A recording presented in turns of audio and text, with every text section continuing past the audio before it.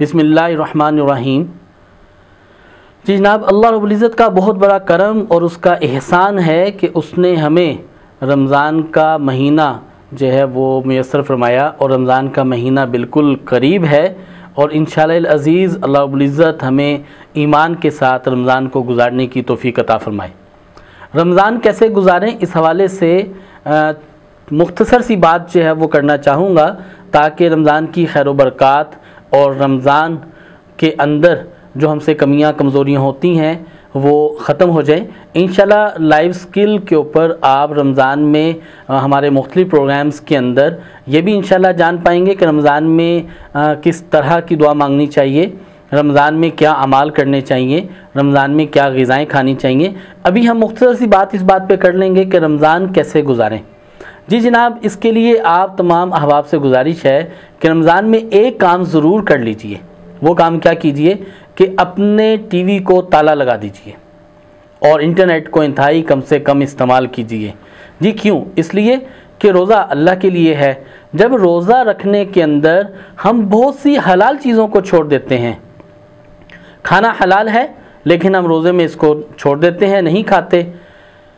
پانی پینا حلال ہے لیکن روزے کو نہیں کھاتے، روزے میں جو پانی کو نہیں پیتے۔ اسی طرح سے بیوی کے ساتھ تعلق حلال ہے، روزے میں بیوی کے ساتھ تعلق کو قائم نہیں رکھتے۔ اسی طرح رمضان میں بہت سے معاملات جو کہ حلال ہیں، جائز ہیں، ہم انہیں کنٹینیو نہیں رکھتے۔ تو بتائیے رمضان میں کیا نامحرم کو دیکھنا کیسے حلال ہو جائے گا، کیسے جائز ہوگا؟ تو اس لیے ہمیں سب سے پہلے تو کوشش یہ کرنی ہے کہ ہم روزے کے اندر جب بہت سی حلال چیزوں کو چھوڑ دیتے ہیں تو ہم بہت سی حرام چیزوں کو بھی چھوڑ دیں، بد نظری سے اپنے آپ کو بچا لیں۔ اور اب تو رمضان میں ایک تباہی یہ بھی مچ چکی ہے کہ رمضان میں ایسے ایسے پروگرام جو ہے رمضان کے عنوان سے جو ہے وہ بنا لیے جاتے ہیں، جس میں سارا وقت رمضان کی جو اصل عبادت کو، رمضان کے اصل فائدے کو لینے کا ہے وہ اس میں گزر جاتا ہے۔ مثلا افطار کے وقت میں دعا قبول ہوتی ہے، اب افطار کا سارا وقت ہمارا ٹیلی ویژن کے آگے گزر جاتا ہے، اور اس وقت کو دعا کی قبولیت سے ہم محروم ہو جاتے ہیں۔ ہم چاہتے ہیں کہ ہماری زندگی کے مسائل ختم ہوں، ہم چاہتے ہیں ہماری پریشانیاں ختم ہوں، ہم چاہتے ہیں ہم مصائب سے باہر نکلیں، ہم چاہتے ہیں اللہ ہماری سن لے، ہم چاہتے ہیں اللہ کی مدد ہمارے ساتھ شامل حال ہو جائے، اللہ کی مدد ہمیں مل جائے۔ لیکن قبولیت کے وقت کو ہم جو ہے افطار اور سحر کے وقت کو، اس سارے کے سارے وقت کو صرف اور صرف ٹیلی ویژن کے آگے گزار دیتے ہیں، اور جس کی وجہ سے ہم محروم ہو جاتے ہیں دعا کی قبولیت سے۔ اگر ہم دعا کی قبولیت چاہتے ہیں، اپنے اوپر رحمتیں برکتیں چاہتے ہیں، تو خدا را اس وقت میں ٹیلی ویژن کو بند کر کے افطار سے پہلے اپنے آپ کو اللہ کے حضور پیش کر دیں، اور اس وقت اللہ سے، اپنے رب سے ہم کلام ہو جائیں اور اپنے رب سے مانگنے لگیں۔ ہم بعض کا یہ سوچتے ہیں کہ ہم مانگتے ہیں تو ہمارا مانگا ہوا شاید قبول نہیں ہوتا، ہمیں مانگنا نہیں آتا۔ نہیں، ایسی بات نہیں ہے۔ ہمارا ٹوٹا پھوٹا مانگنا اللہ کو بڑا پسند ہے۔ آپ ایک چھوٹی سی بات دیکھ لیجئے، ہمارا بچہ جو لفظ پورے نہیں بول سکتا، وہ بنیان کو لبیان کہہ دیتا ہے، وہ ابا کو اب کہہ دیتا ہے، اماں کو بھی پورا نہیں پکارتا، پانی کو بھی پا کہہ دیتا ہے، اور والدین اس پہ کتنے خوش ہوتے ہیں، اور اس کے اسی لفظ کے ادا کرنے کے اوپر اس کو بہت زیادہ نوازنے لگتے ہیں۔ تو جناب، جیسے ہم اپنے ٹوٹے پھوٹے الفاظ سے اپنے رب کو پکاریں گے تو کیسے ممکن ہے کہ وہ نہیں کرے گا؟ وہ تو ماں سے 70 گنا زیادہ محبت کرتا ہے۔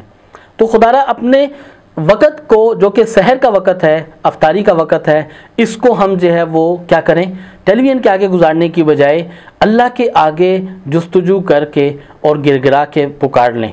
اس کے علاوہ اب تو فیشن یہ ہو گیا ہے کہ ہماری تاک راتوں کی دعائیں بھی ٹیلی ویژن کے سامنے ہو جاتی ہیں۔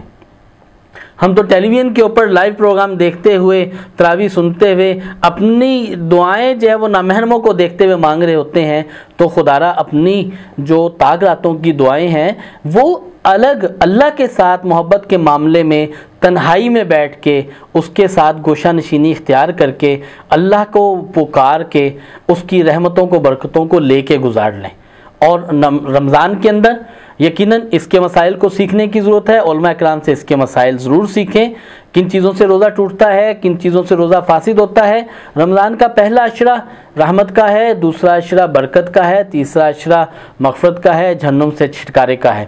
مغرب کے وقت میں 10 لاکھ جہنمیوں کو اللہ رب العزت جو ہے وہ جہنم سے آزاد فرماتے ہیں رمضان کے وقت میں، افطار کے وقت میں، جبکہ ہم اپنے آپ کو اس وقت میں گناہ میں مبتلا کر کے اپنے آپ کو جہنم میں لے جانے کا سبب بنا رہے ہوتے ہیں۔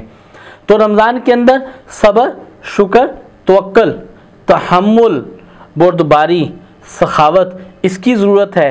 ان چیزوں کو ابھی سے اختیار کرنا شروع کریں تاکہ رمضان ان چیزوں کے ساتھ گزرے۔ اللہ رب العزت آپ کو جزائے خیر عطا فرمائے۔